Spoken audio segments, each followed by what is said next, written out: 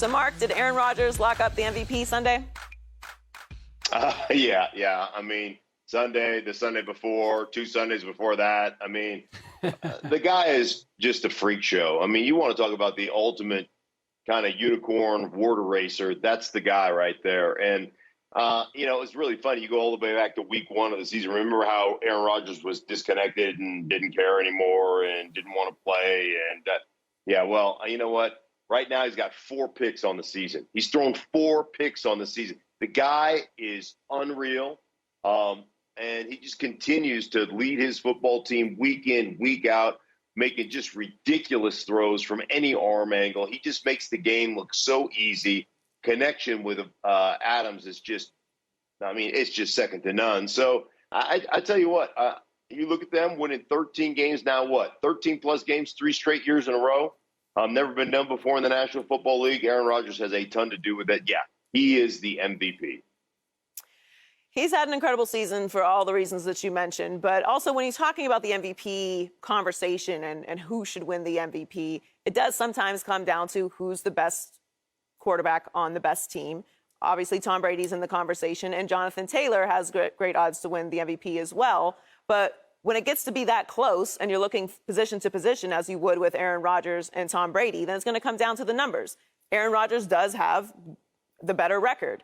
He does have 4 interceptions, as Mark mentions, on the season. He has a higher passer rating with also the NFL's best at 111.1. So we can compare apples to apples when it comes to the quarterback position. The argument that I would use to not give it to Jonathan Taylor, although he's had an unbelievable season, is that he did start out slow. He had 4 of the first 5 games this season. He had less than 65 yards rushing, and the Colts have not even won their division. So Aaron Rodgers is head and shoulders above everyone else in this race to me, and I agree with you, Mark. I think he locked it up a couple weeks ago. But what's so remarkable about what Aaron Rodgers is doing this season is that we know he is playing through a broken toe. Now, he said he didn't have any issues with this last game.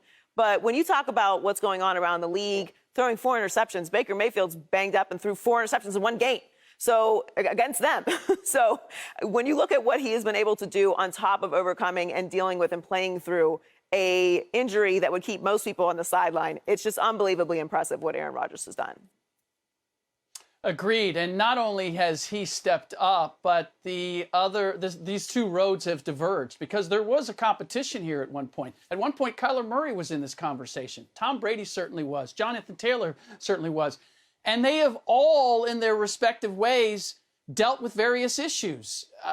Aaron Rodgers hasn't had a full complement of his receivers. He had to deal with COVID himself at one point. So never mind the controversy over the summer coming into the season. And yet, I had to say it, he looks like a $75 million quarterback to me. He looks like a guy who is, in spite of whatever is presented to him, is finding a way to overcome it and get his team to win. And to your point, Joy, yes, Jonathan Taylor was good but not great this past weekend.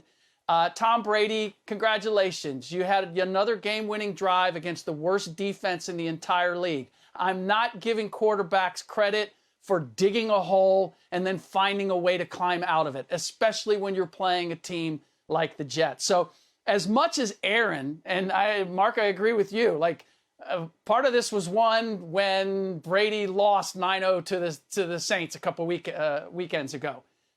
It's been a matter of Rodgers holding steady and excelling at the right time, and everyone he was competing against ultimately falling off of the pace. And I just have to say, with everything that's gone on this year, I mean, he has been the focus of controversy, and that he is going to win back-to-back MVPs there's only one guy I can think of who's capable of doing that. We talked about Antonio Brown being a distraction, all of that, right?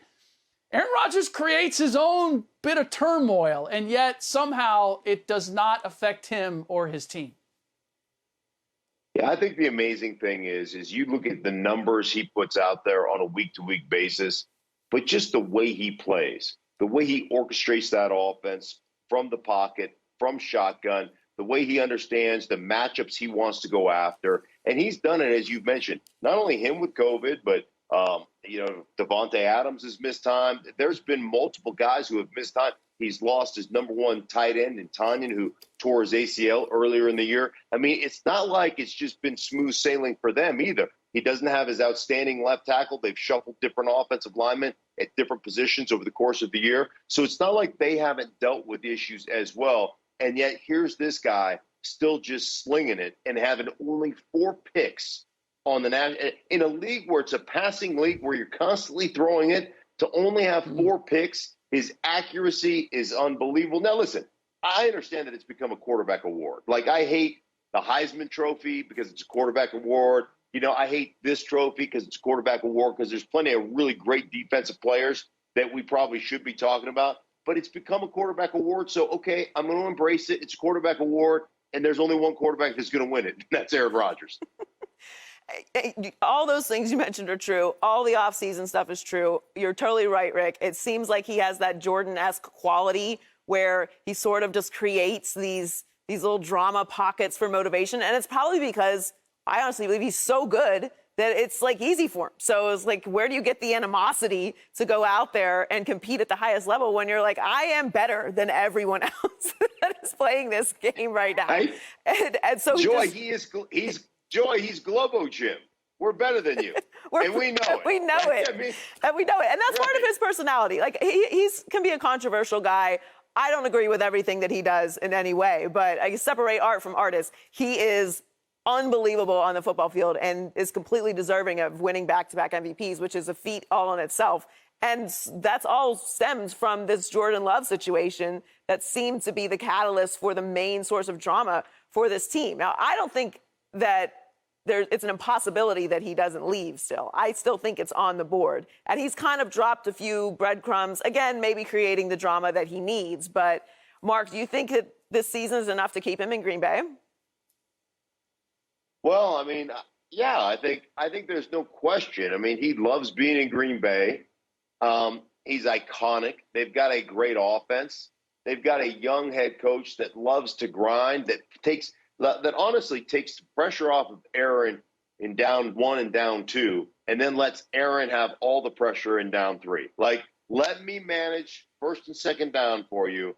You go ahead and win us at 3rd downs. And you know, it's going to be a great marriage for us. And so I think he loves LaFleur. I think he loves the coaching staffs that he works with. But again, you know, he's a mercurial dude.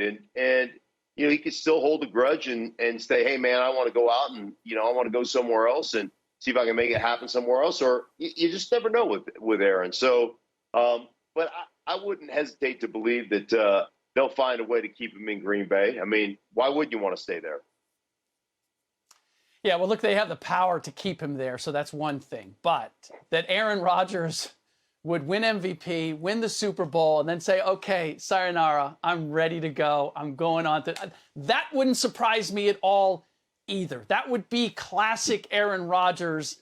I'm going to do what I'm going to do. I mean, how many quarterbacks are auditioning for Jeopardy? Not a whole lot. He is a very unique individual as well as a very unique quarterback. And I honestly, the success or failure of this season, I do not believe is going to have an influence on what he wants to do. He wanted to leave last summer. I don't believe that then anything has changed about Green Bay or the organization that would change his mind about that. So, and I just don't.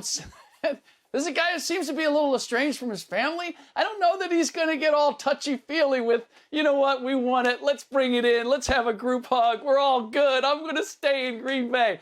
I just don't see that being part of the Aaron Rodgers formula. Oh, I'm with you, Rick. I don't think anything that happens this season either way changes what he's going to do. I think he knows what he's going to do. And he's really good at manipulating us. And who cares? We're a bunch of nerds that talk about what other people do for a living. So it doesn't matter to me. And personally, I'm in the content business. So him leaving Green Bay is interesting. So I'm not against it at all. I think he's decided what he wants to do, and we're just all along for the ride. It's Aaron's world. We're just living in it, right? At least on the content side.